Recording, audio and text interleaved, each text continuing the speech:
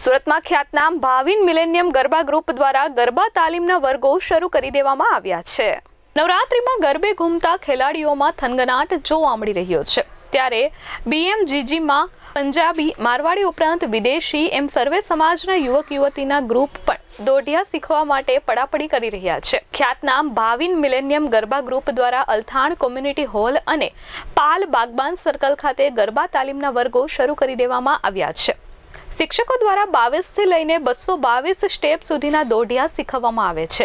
BMGG group Althan community hall તેમજ Bagban circle પાસે ચાલી રહ્યું છે, ત્યારે તેના આયોજક ભાવિન કડીવાલા, ઋષિ કડીવાલા અને અમી કડીવાલાએ જણાવ્યું કે તેમના ક્લાસીસ દ્વારા જે ફી લેવાય છે તે ફીને તેઓ ભાડા તથા અન્ય ખર્ચ બાદ કરી બાકીની આવક દાન કરી દે છે।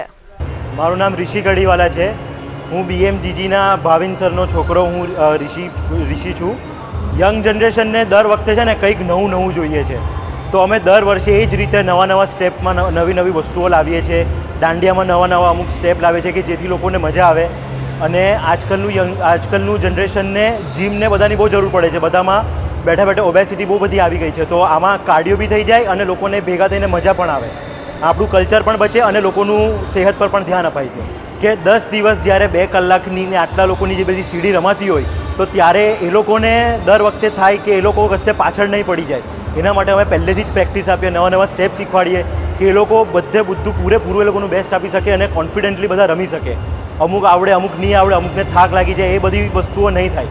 પહેલેથી જ લોકો આખા ટેવાઈ જાય કે કેવી રીતે ગરબાની મજા રમવાની, કેવી રીતે રમવાનું, કેવી રીતે બીટ સેટ કરવાનું, એ લોકોને પહેલેથી જ બધી વસ્તુ ખબર પડી જાય।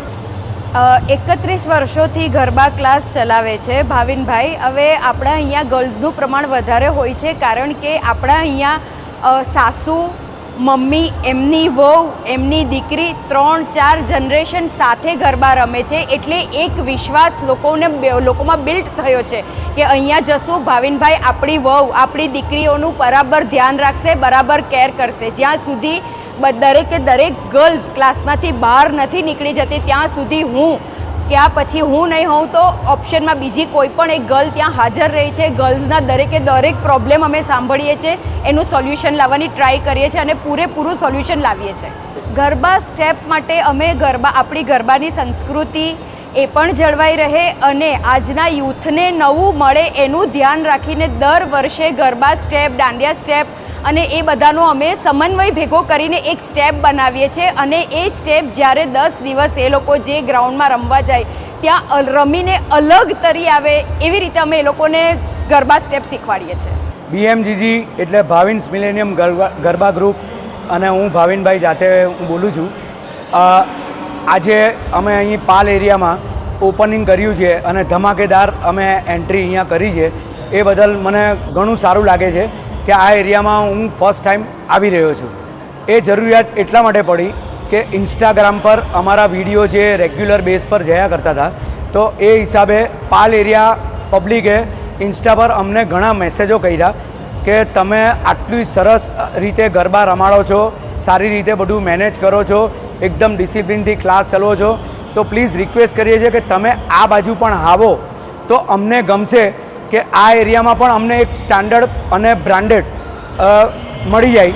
તો એ હિસાબે આ વખતે પણ એ લોકોને વિચારોને માન આપીને અમે આ વર્ષે અહીં ચાલુ કર્યું છે। 31 વર્ષની જો હું વાત કરું તો લગભગ દર વર્ષના શરૂઆતના 10 વર્ષ છોડીને બાકીના 20 વર્ષના ગણીએ તો કમસે કમ મારી અંડરમાં 2 લાખ લોકો તો ગરબા શીખી ગયા હશે। ગરબા માટે આ શહેરને મારે એક જ વસ્તુ કહેવી છે, ગરબા એટલે આપણા ગુજરાતનું ગઢ કહેવાય અને આપણો નવરાત્રિ એ રાષ્ટ્રીય તહેવાર ગુજરાતનો પણ કહેવાય, આપણો કે જે સ્ટેટ તહેવાર કહેવાય એમ।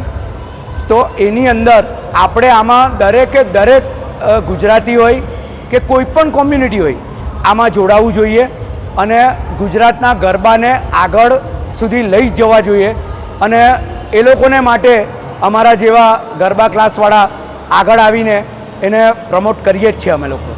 Bureau report S24 news, Surat.